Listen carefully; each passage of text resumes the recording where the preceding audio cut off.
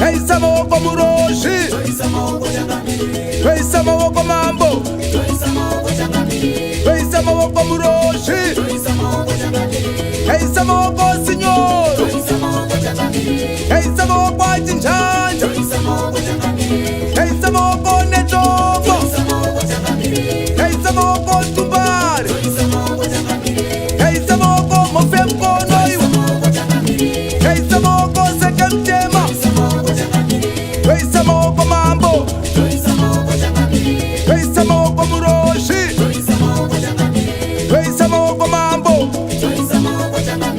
Hey, Samoko Muroshi.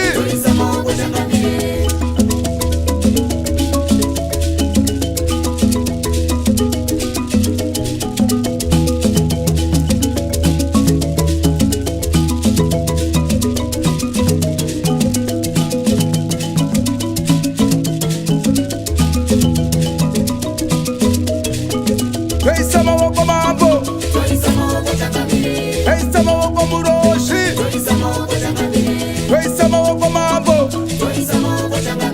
Hey, Samoko Muroshi. Hey, Samoko Signor. Hey, Samoko Chinchanja. Hey, Samoko Netoko. Hey, Samoko Tumbari.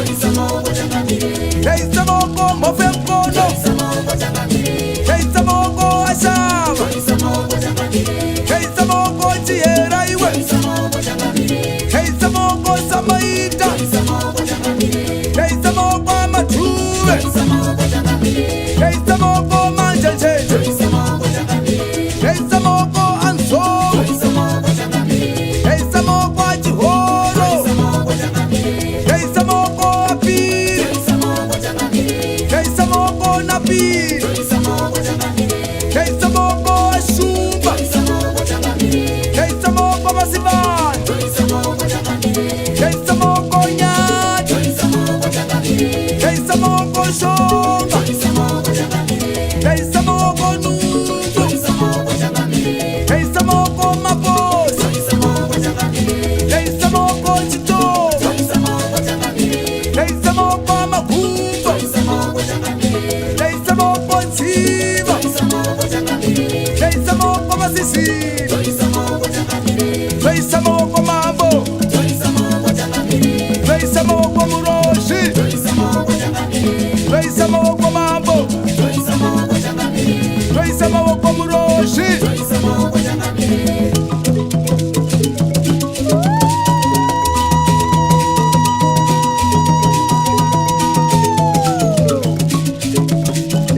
Ekaniwaro, Duramazwiwe.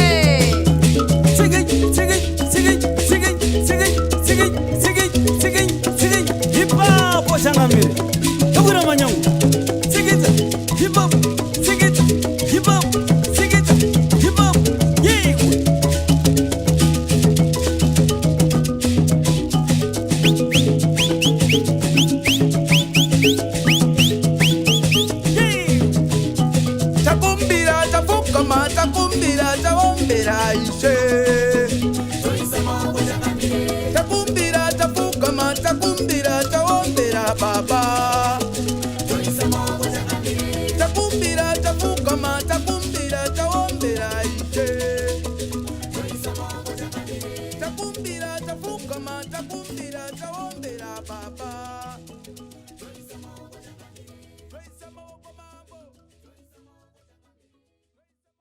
Welcome you all, and once again my apologies for the slight delay in commencing.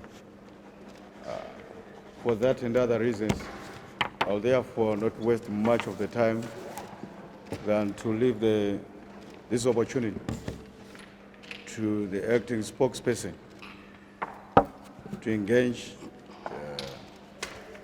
our colleagues from the media on the statement that is going to give you as we prepare for the annual National People's Conference, among other things. I must say, the opportunity will always be yours to ask any question or seek any clarifications, as the case may be, on any other matters related to the party. So, over to you, Comrade Acting Spokesperson. The media is waiting to hear from you. Thank you. Thank you very much, Director, Comrade Mugwadi. Just to say good afternoon to you, ladies and gentlemen. I just want to really apologize for the late start. But as you are aware, as we get towards the end of the year, there are so many programs running parallel, and therefore I just want to apologize that this press conference would have started earlier on. Having said that, I have a couple of things that I just wanted to put across. Firstly is the preparations towards the hosting of our annual conference, which this year will be in Mashonaland Central in Bindura. But this time it's a different type of conference, really as a result of the pandemic. This time around, things will be different. There will be the conference in Bindura, and there will also be gathering at the various 10 provinces. So we are actually talking about a virtual conference this time around. The Politburo and some members of the Central Committee and the NCA will be gathered in Bindura, where events will be held centrally, and we will also have the participation of the other delegates at their various centers in the provinces. I'm happy to report that preparations have gone well, and we can safely say that as of now, the preparations are really at 90% complete. We have various subcommittees working on various aspects in terms of preparations, from transport and welfare, legal and documentation, information and publicity, health, etc. And we continue to fine-tune these preparations so that we are all fully prepared in the nearest possible time. Our theme this year is growing and modernizing the economy towards Vision 2030. And there is a lot of interest and excitement from our delegates in the provinces in terms of the deliberations this year. And we believe that this will be, again, a very successful conference. I'd like to touch on another issue which I think is very important, in the sense of just thanking our exhibitors, both national and international, who participated at this year's Zimbabwe International Trade Fair. Despite the pandemic, there was a big turnout from the public and from the private sector. Bearing in mind that the private sector was affected adversely by the pandemic in terms of the lockdowns and the other disturbances associated with the pandemic. But I think industry came in full force and participated fully. The quality of the stands was very high and really matched even the standards exhibited by our international guests. On the second day of ZANU-PF, we had the International Business Conference, which was graced by the Vice President, Comrade Chiwenga.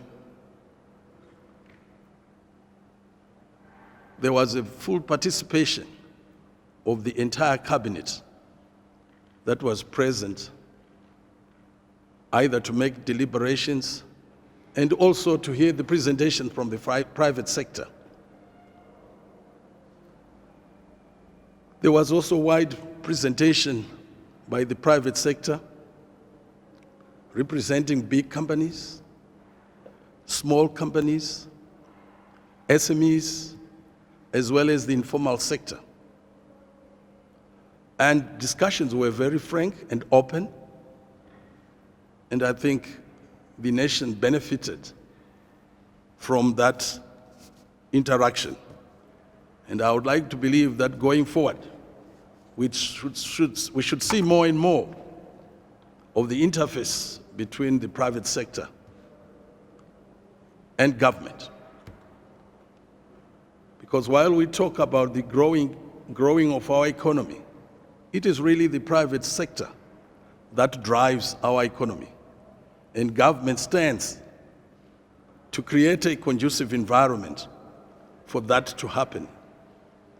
And I'm sure you will agree with me that up to now, government has done quite a lot to create that conducive environment for business to thrive in terms of policies that really affect the ease of doing business as well as the cost of doing business. If you attended ZANU-PF, you will also agree with me that the ZANU-PF stand was probably one of the best in years. And the fact that they won a prize is no mean achievement. And I would like to thank all the departments here at head office for the amount of time and effort that they expend in the preparation towards ZANU-PF. But what was also of interest was the interest of the public in joining ZANU-PF. We had a stand where members of the public had to come up, complete forms, and be issued with membership cards. The response was so overwhelming that the staff that we had put there were unable to cope. And we ended up having that setup transferred to the Davis Hall so that they could continue with the people joining for membership. And obviously would want to follow this up in other provinces. So it was something that we had never expected.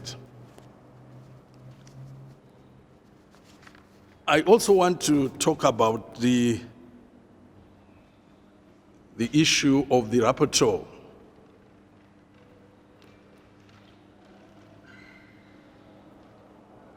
We welcome the special visit from the UN Special Rapporteur, Mrs. Alena Dulan, who is coming to interact with our people and government to unpack the disastrous effects of sanctions that we have been talking about for some time. ZANU-PF is fully convinced that the Special Rapporteur will be able to witness and uncover how these sanctions have been causing untold suffering to our people, as well as to government and business. We had never received a special rapporteur on sanctions from the global body as a country since the illegal sanctions were imposed.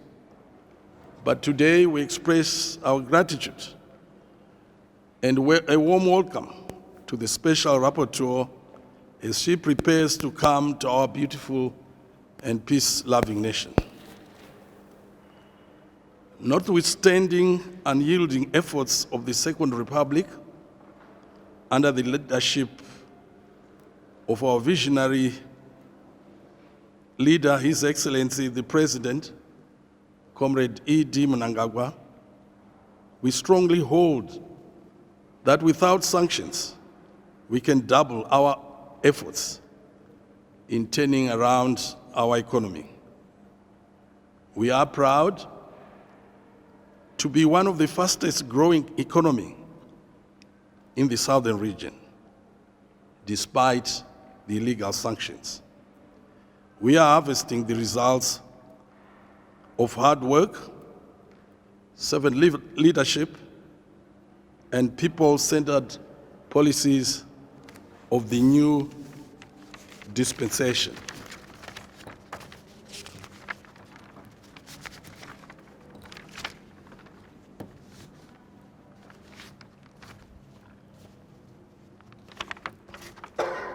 I was also going to touch on the issue of empowerment.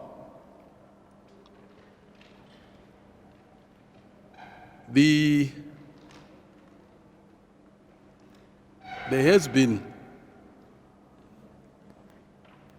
some confusion as to whether the new dispensation is driving the empowerment thrust or whether it's backpedaling. And as a party, we are on record on saying that ZANU-PF strongly believes that our people are responsible for driving our economy in various forms. And that while we no longer subscribe to the setting of a threshold in terms of 51-49 shareholding towards indigenization, we still believe as a party that the empowerment of our people is the only way to move forward. So the Department of Indigenization and Economic Empowerment continues to roll out the approved revised policy on indigenization and economic empowerment. And we do this in partnership with all other organizations that subscribe to empowerment. Our first port of call was in Bulawayo, where we had a meeting with the business fraternity in that area. At that meeting, we partnered with the empowerment group,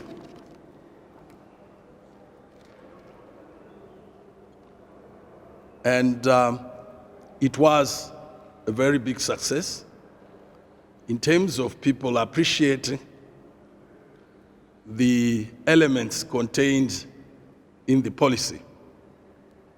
The affirmative action group,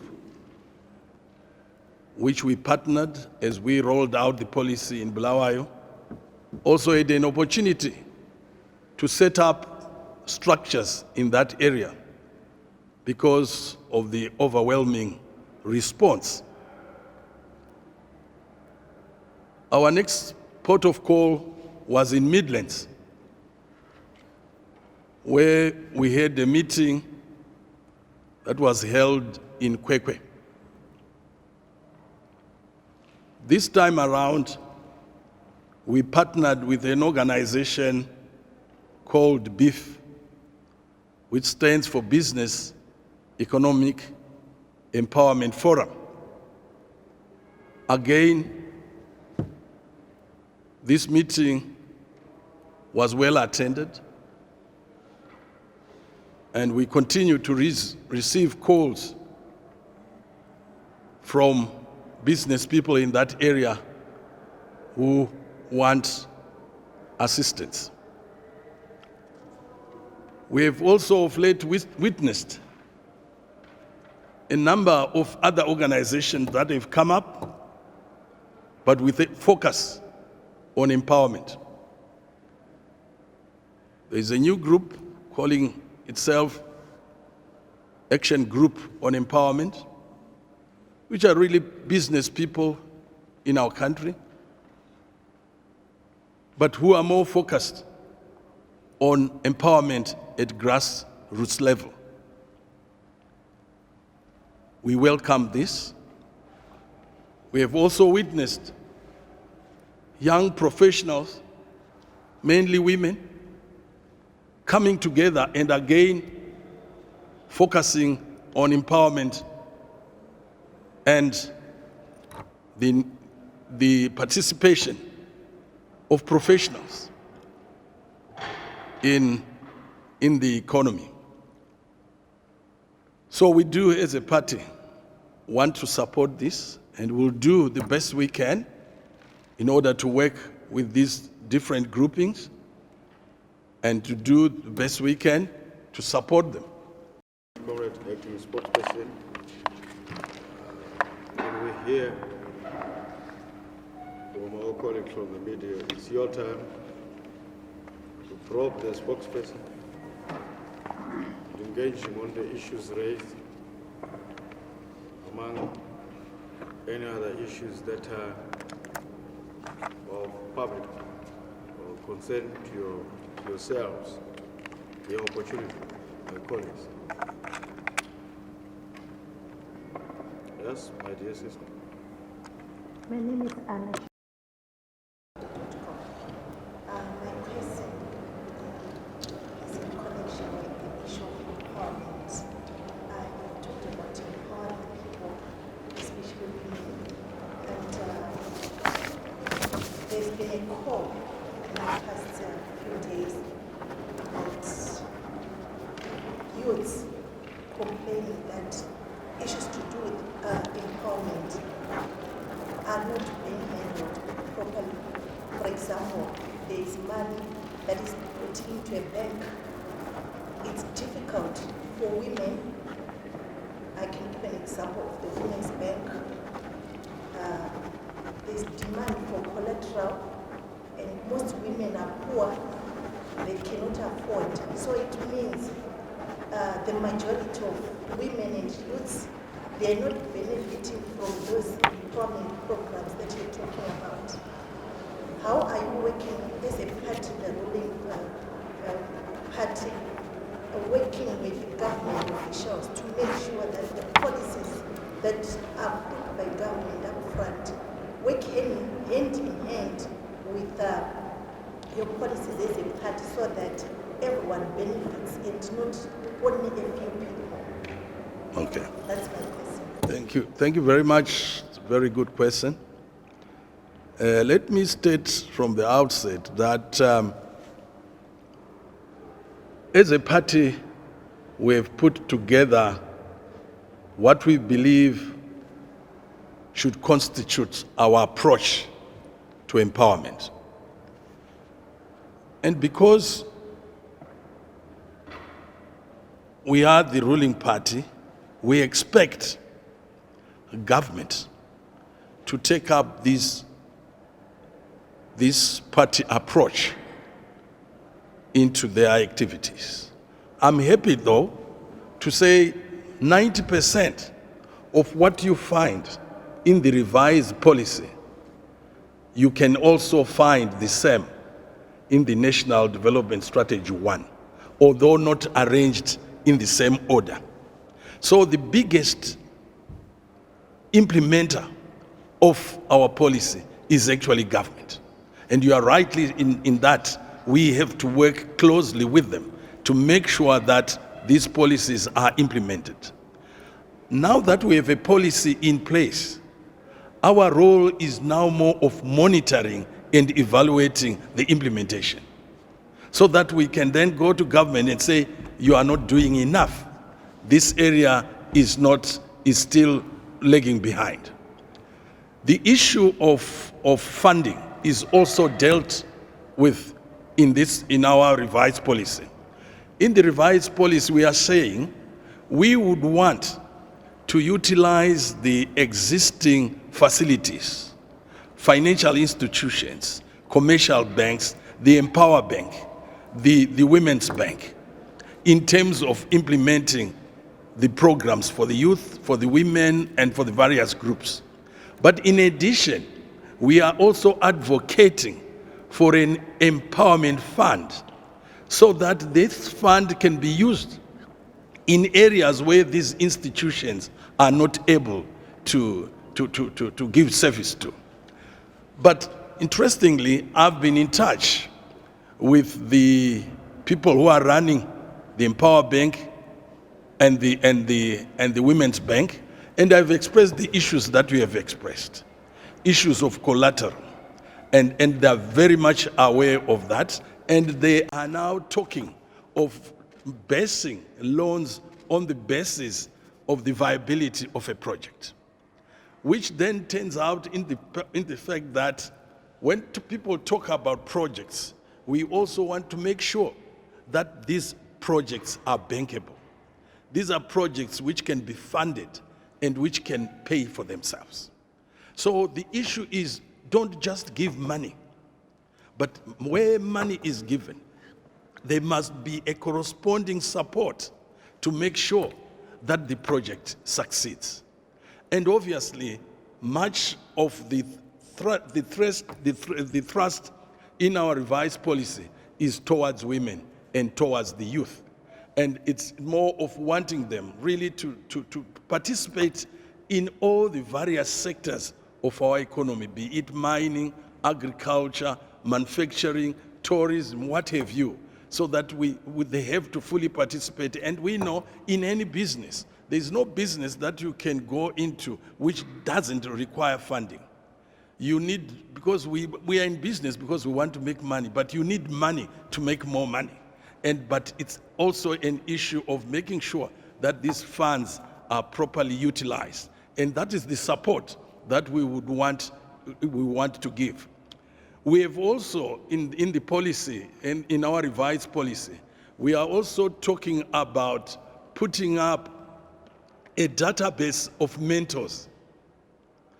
We have a number of professionals, even people who have retired, but we have got a lot of experience which they would want to share with young people going into business, with women going into business, because business is not something that you just dream.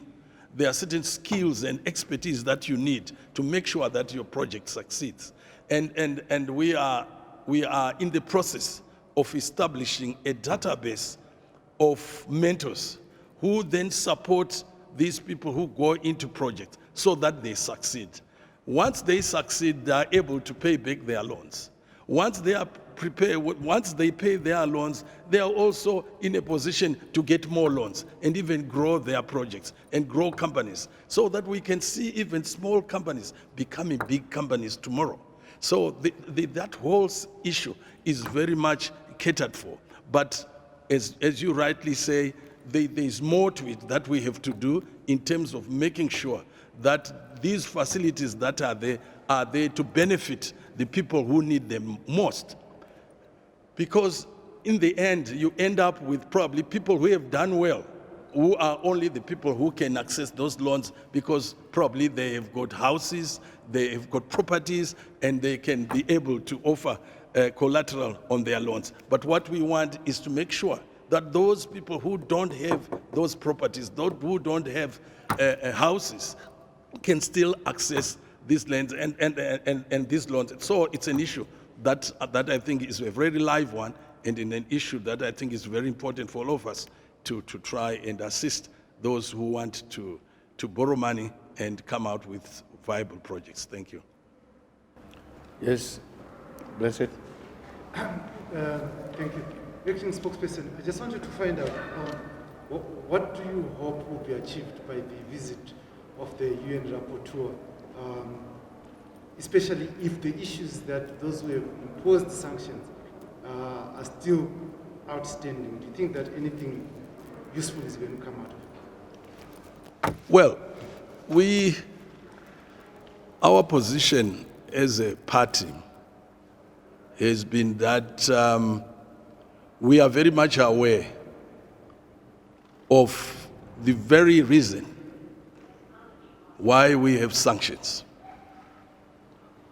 Unfortunately, in some sectors, people have come up with various reasons to justify these sanctions.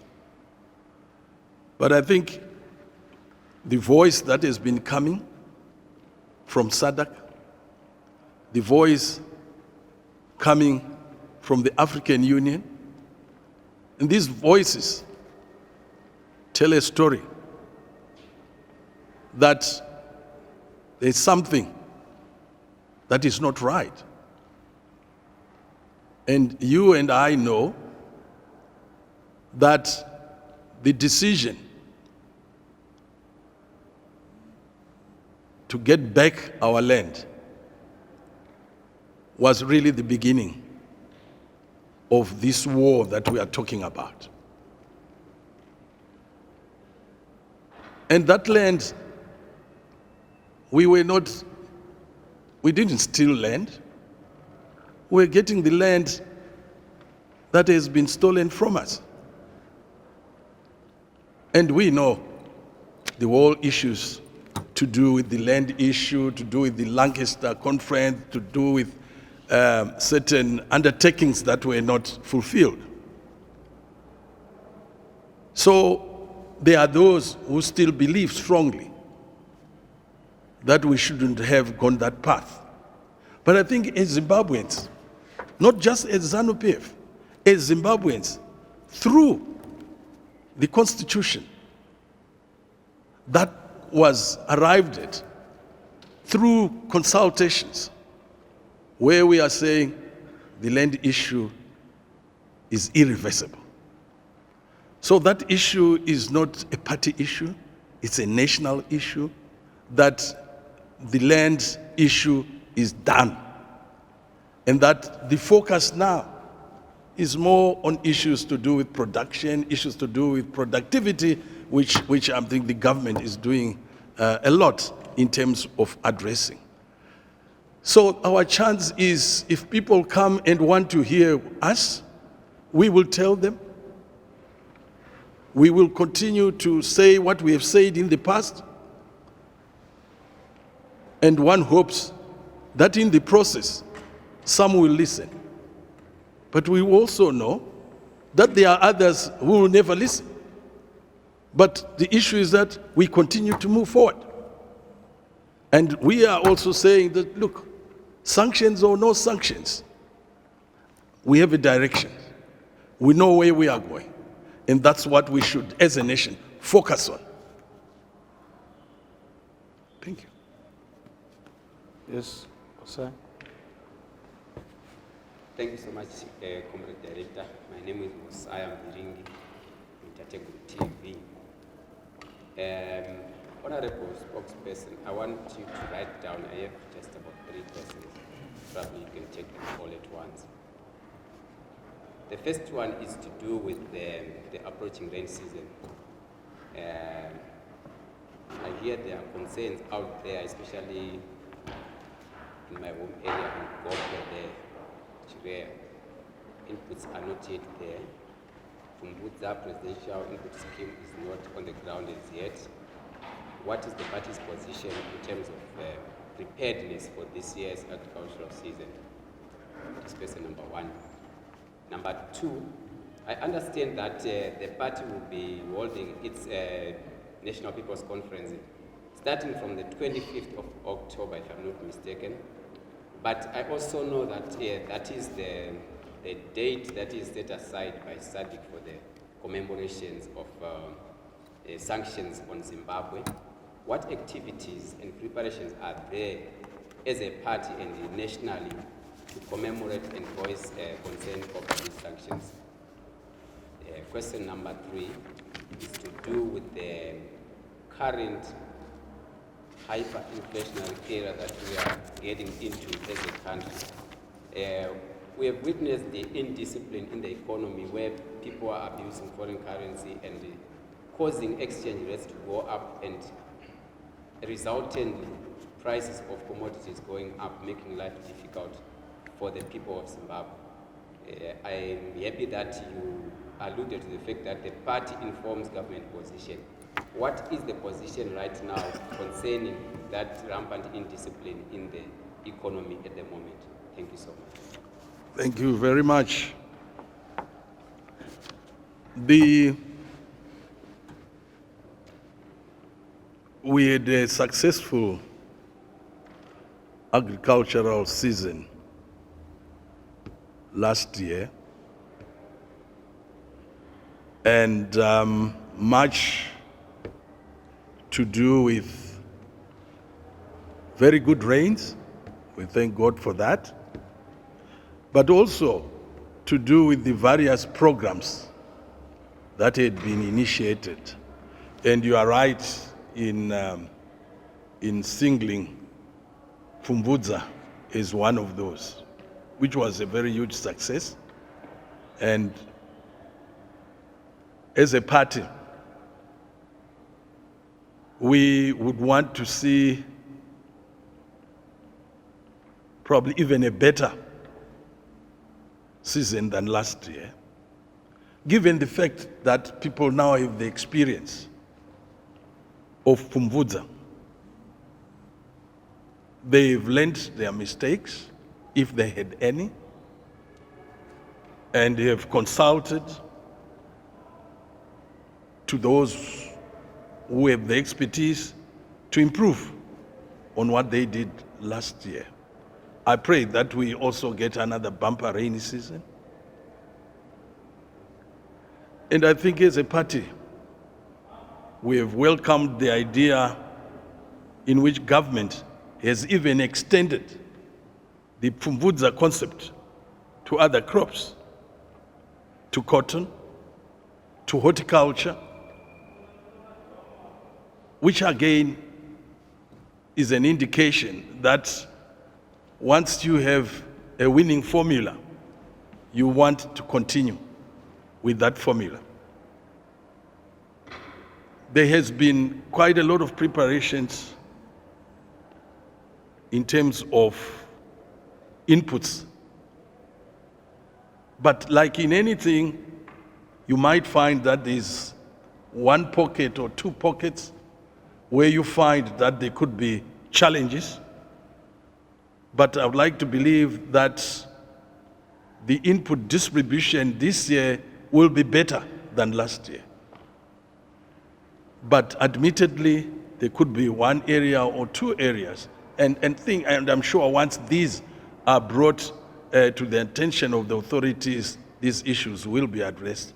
And as a party, we are encouraging our membership to take advantage of these programs and to participate fully in these programs so that they make their own contribution in terms of growing our economy.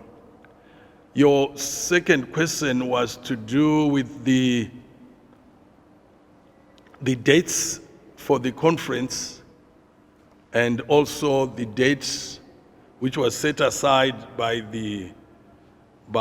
our regional grouping for the calling of the removal of sanctions. Just to correct you that the conference will be held between the 28th and the 30th of October. And the removal of sanctions is not just for the 25th. We have already started doing so, a lot of activities which will culminate towards the 25th and even beyond. So there is no clash as it were. There is actually complementarity. Your third and last question was on the issues to do with forex, foreign currency, to do with the exchange rate, to do with what has been coming up in terms of people who have been brought to book, in terms of illegal dealings, in terms of forex. As a party, we have been advocating for stability in terms of foreign currency exchange. We've been advocating for stability in terms of our currency. And we were glad that the ministry responsible for finance, as well as the Reserve Bank of Zimbabwe, had moved quite remarkably in addressing some of these issues. But a couple of weeks ago, we then found ourselves that the monster was coming in and disrupting what we thought was now a smooth sailing type of affairs. But when these things happen, it's not for one person, it's not just for the government, it's not just for the Reserve Bank governor, it's not just for the Minister of Finance. Because you require a holistic solution to it. Therefore, any holistic solution to it requires the participation of all concerned. And I'm happy to have witnessed the meetings that were held with the various stakeholders, with the industrialists, with the retailers, with a number of institutions and organizations that play a part in these issues. And that there was some common ground that was reached in terms of a number of activities that the various players have to engage themselves in. There is an undertaking from the Reserve Bank in terms of what they are going to be doing, and also from the various business organizations.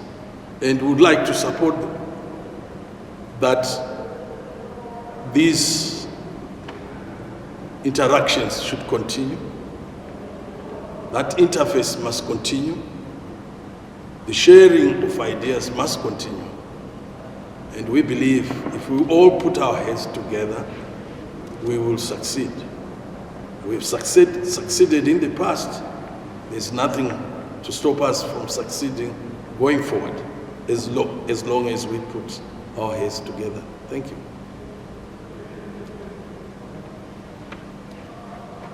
That will be the final question, yeah? Okay. Margaret, brief. My question concerns the violence that took place in Mashingo, a few days ago. It is alleged that opposition leader Nelson Chamisa was attacked. So I'm asking, as ZANU-PF spokesperson, it's like the country is in an election mode. From day one, you win your elections for the 5 years that you are in power. Are there no solutions to deal with issues where there are disputes in terms of elections and all that, so that as a party and as government... So before the spokesperson responds, I will ask you to rephrase probably your question for the benefit of him particularly, because you appear to have said our opposition leader. We do not have an opposition leader in this building. Oh, okay. The country's that's not opposition leader. Okay. I apologize. The opposition leader in the country, Nelson Chamisa, alleges that he was attacked in Mashingo a few days ago. So my question is, this issue of violence seems it has been going on ever since elections were held, and this will continue right as we have another election in 2023. As a ZANU-PF, you are the ruling party. Don't you think there are other solutions that can help your party members or your leadership to concentrate on development for the country than to have these Mickey Mouse issues that will derail, that will also disturb even your future as a party? Okay. Yes. I heard you. I'll answer you in a probably in a very indirect way. I think we have experienced a lot of success stories since the coming in of the new dispensation. I think if you look at issues to do with infrastructure, you see roads being attended to. You have experienced dams being completed, being commissioned. You have seen, despite the pandemic, we have seen quite a lot of success stories. The issues to do with on the education front, issues to do with innovations, inventions coming up, the issue of capacity utilization going up in industry, which has been an issue that has been a problem for this country for some time. And you see the gradual increase of capacity utilization, which is an indication of business-friendly policies, and which also tells you about the confidence that the business people have in the country, and the investors coming in again as a show of confidence. Now, if we were putting all our time into fights, we wouldn't have seen this remarkable progress, which I think you also appreciate. So if one puts all these successes, the conclusion is that as a party and as a government, we are putting more of our time on development rather than fighting. Thank you. Thank you very much, comrades.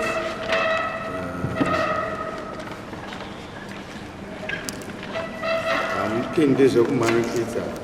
We took going up in the command in the place, and the permanent months in my communities in Sapin.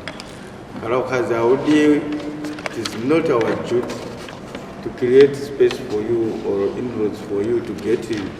We don't provide political consultants to opposition political parties and whatever their proxies are. So don't impose yourself on a people and then try to force them as your audience. And when they say, no, we don't want to hear your nonsense, you then want to label those things on us. On top of that, I think, Chef, you're aware, this theatrics started the day it was announced that the special rapporteur will be coming to Zimbabwe. Before that, we were living peacefully, no demonstration, until the last stage managed to fake abduction by those girls. There was no other thing anymore.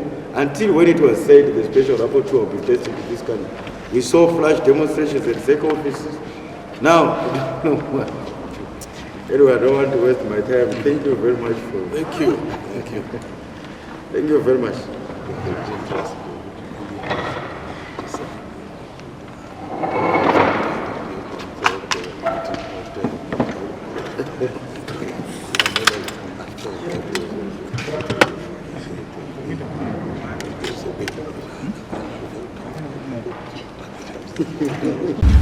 you.